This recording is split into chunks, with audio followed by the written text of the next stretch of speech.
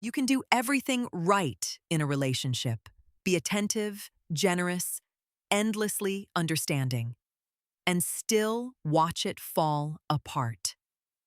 Not because you loved wrong, because somewhere along the way, you stopped being a person in the relationship and became a role in it. That's the mistake. Not cheating, not lying, not some dramatic betrayal. It's quieter than that. It's losing yourself to keep someone else. And the reason this one is so dangerous is that it doesn't feel like a mistake while you're making it. It feels like love. Here's what it doesn't look like. It doesn't look like a big sacrifice you make once. It looks like 1,000 small edits. You stop bringing up the thing that's bothering you because it's not worth the fight. You laugh at a joke that actually stung. You say, "I don't care, whatever you want," so many times you genuinely forget what you want. You shrink your opinions, your needs, your plans, not because they changed, but because expressing them felt risky. Psychologists call this pattern self-abandonment, consistently overriding your own needs, feelings, and boundaries in order to maintain a relationship or avoid conflict. And it's almost always driven by fear. Fear that the real, full version of you is too much or not enough, and that the only way to keep someone close is to keep editing yourself down to a version they won't leave. The tragic irony is that this strategy backfires almost every time.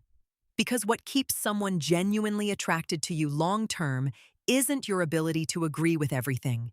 It's your aliveness, your opinions, your boundaries, the fact that you're still a whole person and not a mirror. When you abandon yourself to keep someone, you don't become more lovable. You become less there. And people can feel that, even when they can't name it. Nobody wakes up and decides, "Today I will disappear inside my relationship." This gets built early, usually long before the relationship you're in right now. If you grew up in a home where love felt conditional, where being good, agreeable, or low maintenance kept the peace, your nervous system learned a rule. Safety comes from being what others need, not from being who you are. That rule doesn't stay in childhood. It walks straight into your adult relationships and runs the show. For others, it's not childhood. It's a past relationship where having needs got you criticized, mocked, or abandoned. So the lesson became, needs are dangerous. Better to have none. Either way, the pattern feels like devotion. It feels like being a good partner. I'm just easygoing. I don't like conflict. I just want them to be happy. Those sentences sound noble, but underneath them is often a quieter, harder truth. I'm afraid that if I show up fully as myself, I'll be too much, and they'll leave. That fear is understandable. It's also the exact thing quietly dismantling the relationship it's trying to protect. Here's the part most people miss. Self-abandonment doesn't just cost you. It costs the relationship itself in at least 3 specific ways. First, it removes real intimacy. Intimacy requires 2 actual people showing up, flaws, opinions, and all.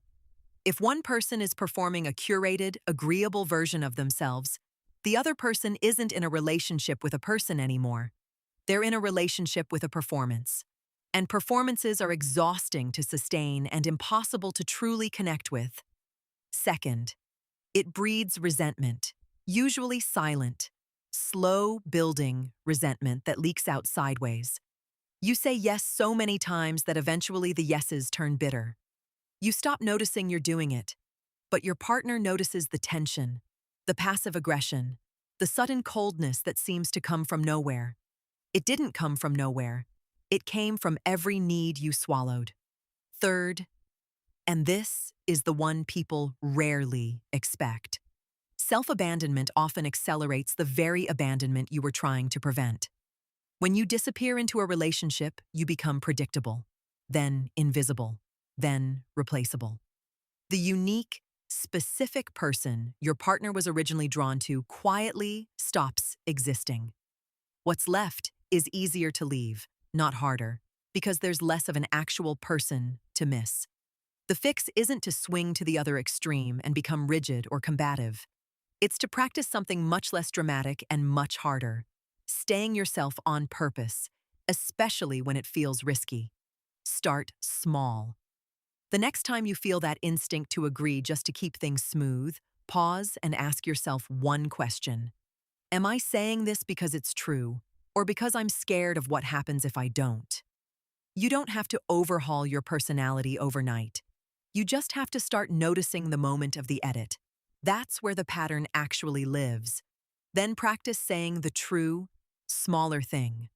Not the confrontational version, just the honest one. Actually, I'd rather do this. That comment landed wrong for me. I need a bit of space tonight. Small, honest sentences, said consistently, rebuild the muscle that self-abandonment atrophied. And here's the reframe that matters most. A relationship that can only survive the curated, agreeable version of you was never going to hold the real you anyway. If honesty breaks something, that something was already fragile. You just hadn't tested it yet. The relationships actually worth keeping are the ones that get stronger when you show up as yourself, not weaker. Losing yourself was never the price of being loved. It was the thing quietly making you harder to love. So if you recognized yourself somewhere in this video, in the over-agreeing, the swallowed opinions, the I'm just easygoing, that's not a character flaw. That's a pattern you learned. And patterns you learned can be unlearned.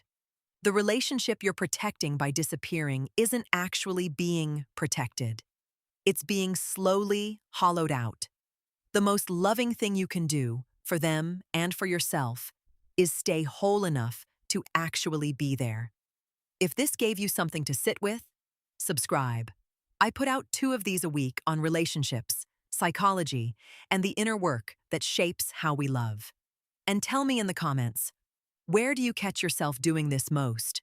With a partner, a friend, or your family? Remember, connect with yourself and others. Reflect on your experiences and choices. Repeat the process, because growth is not a destination. It's a way of living. Join a community of curious minds seeking wisdom, purpose, and a more meaningful life. Think deeply. Live intentionally. Grow continually.